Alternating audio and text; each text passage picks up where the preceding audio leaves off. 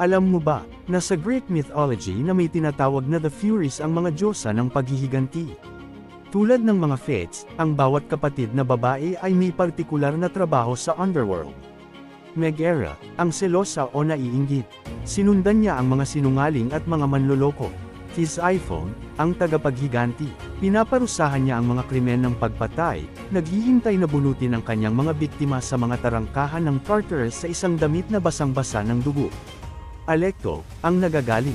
Humihingi siya ng paghihiganti sa sinumang gumawa ng krimen dahil sa galit, lalo na sa isang miyembro ng pamilya. Pinaniniwalaan sa Greek mythology na ang Furies ay nagmula sa dugo ni Uranus, pagkatapos masugitan ng kanyang anak na si Cronus.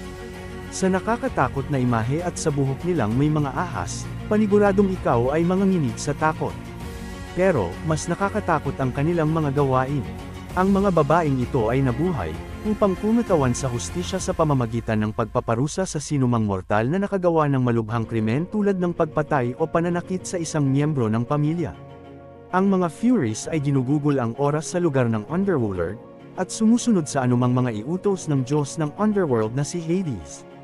At labis kong magpahirap ang mga Diyos ang ito sa kanilang mga nabibiktima sa Underworld. Ayon sa isang kwento, may papel si Athena sa paglambot sa magkapatid na Furies. Ang trio ay hinahangad na habulin at parusahan si Orestes dahil sa pagpatay sa kanyang ina bilang paghihiganti sa pagpatay sa kanyang ama.